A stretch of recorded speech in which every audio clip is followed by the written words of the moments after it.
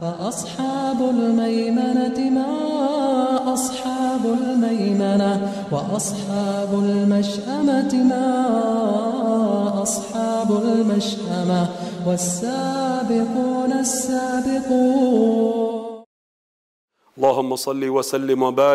Хвала Аллаху, Господу миров! Я свидетельствую, что нет божества достойного поклонения, кроме Аллаха, и что наш господин Мухаммад – его раб и посланник. О Аллах, благослови и приветствуй миром нашего господина и любимца Мухаммада, его семью и сподвижников. О рабы Аллаха, я завещаю вам и своей грешной душе бояться Всевышнего Аллаха. Бойтесь же его и повинуйтесь ему, ведь поистине Аллах с теми, кто богобоязнен и кто творит добро. Всевышний Аллах говорит: подготовьте против них сколько сможете военной силы и боевых коней, чтобы напугать врага Аллаха и вашего врага, а также тех, о ком вам неизвестно, но кого знает Аллах. Данное повеление обращено к верующим вплоть до судного дня, и сюда также входит любая мощь, которой располагают верующие. Господь миров выделил в данном аяте боевых коней, ибо на момент ниспослания Корана именно эти животные служили военной мощью тех времен. Толкователи Корана отмечают, что аят охватывает любую форму военной силы, как духовную, так и физическую. Что касается духовной формы, то это крепкая вера в Аллаха и готовность защищать свою религию от внешнего врага. Что касается физической силы, то тут имеется в виду военная подготовка и владение любыми видами оружия, которое полезно в войне. Цель этой подготовки заключается в том, чтобы посеять страх в сердца врагов Аллаха, как явных, так и ожидаемых потенциальных врагов. Ввиду того, что сражение никак не может обойтись без расхода имущества на оружие и прочее вооружение, Господь миров говорит: сколько вы не потратите на пути Аллаха, все это вернется к вам сполна. С вами не обойдутся несправедливо.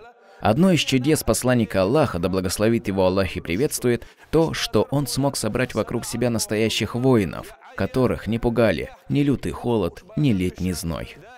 Они всегда находились в сражениях и были готовы выйти на священный джихад по первому зову глашатая, посланника Аллаха, да благословит его Аллах и приветствует.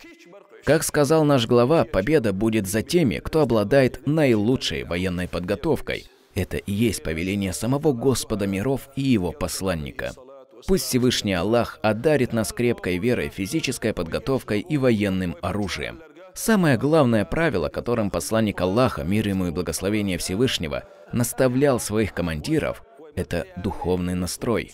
Это самый главный элемент в ведении войны и основной залог успеха, от которого зависит успех в материальном плане. Когда великий сподвижник Умар ибн аль-Хаттаб, да будет доволен им Аллах, сидел со своими соратниками, он вдруг сказал: «Пожелайте что-нибудь». Кто-то сказал: «Я желал бы, чтобы этот дом наполнился золотом, и я смог бы расходовать все это на пути Аллаха».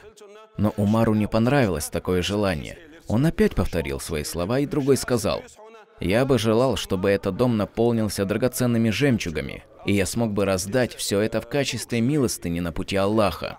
Умар также выразил недовольство и вновь повторил сказанное, на что сподвижники сказали ему: «Может, ты сам скажешь нам, что следует пожелать?»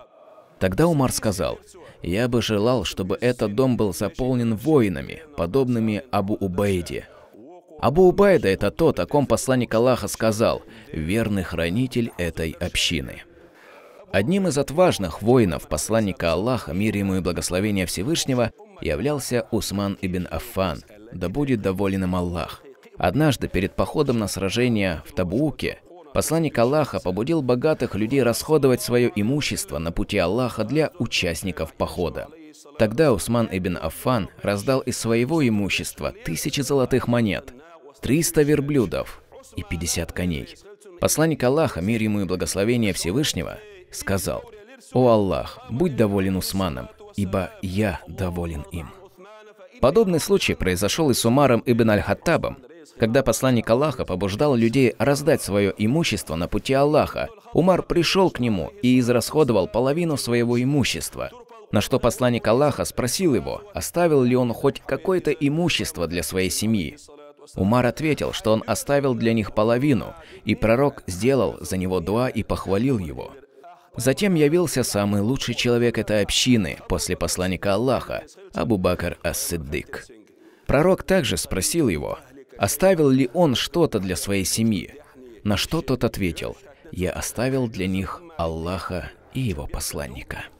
Эти слова исходили из искренней и неподдельной веры Абу Бакра в то, что единственный дающий пропитание – это Всевышний Аллах.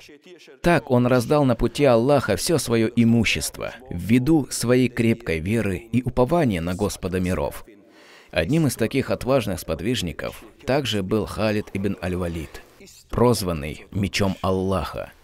Рассказывая про свое сражение в Му'те, которое он совершил незадолго после принятия ислама, он говорит: «В моих руках сломались 9 мечей. Не уцелел ни один меч, кроме меча из Йемена». Среди воинов посланника Аллаха, мир ему и благословения Всевышнего, был также и сподвижник по имени Джулайбиб. Он был очень бедным, слабым, у которого не было родителей. Также он был одним из тех, кого приблизил к себе посланник Аллаха и входил в число Ахлюс Суффа, круг особых сподвижников, которые отличались набожностью и аскетизмом. Когда Джулайбиб достиг зрелого возраста, посланник Аллаха, мир ему и благословения Всевышнего, предложил ему жениться, на что тот ответил, что не имеет материального достатка. Тогда посланник Аллаха сам решил поискать для него жену. Он засватал его к одной женщине и поженил его. Но не прошло и недели, как глашатай посланника Аллаха вдруг возвестил о джихаде. Услышав зов глашатая, Джулайбиб оставил невесту, на которой женился всего лишь пару дней назад, выбежал из дома и устремился на джихад. После окончания сражения посланник Аллаха, мир ему и благословения Всевышнего, начал ходить между павшими воинами на поле боя, желая разузнать среди них знакомое ему лицо. Пророк повелел верующим разыскать Джулайбиба, который позже был найден мертвым, а вокруг него было 7 трупов, павших от его рук. Посланник Аллаха сказал: «Он убил 7, а затем был убит ими. Джулайбиб от меня, и я от него». Затем он повелел вырыть ему могилу, а после своими руками предал его земле. О верующие! Сегодня мы нуждаемся в единстве и сплоченности. Любимец Аллаха, да благословит его Аллах и приветствует, сообщил, что Господь миров любит плотно выстроенный ряд в молитве, а также ряд воинов, сражающихся на пути Аллаха с верой и непоколебимостью. Всевышний говорит: «Поистине Аллах любит тех, кто сражается на его пути единым рядом, будто крепкое строение». Господь миров уподобил единство мусульман во время боя с крепким строением, которое содержит много разных частей. Чем ближе и плотнее находятся эти части, тем крепче становится строение. Именно поэтому Всевышний Аллах говорит, что Он любит тех воинов, которые воюют на его пути под знаменем единства и сплоченности. Мы также должны помнить о самом главном правиле победы, упомянутом в словах Господа миров: «Если вы поможете Аллаху, то Он поможет вам. Победа только от Аллаха». Мы крепко убеждены в обещании нашего Господа и в том, что Он поможет нашим братьям в их сражениях и вернет их с уверенной победой.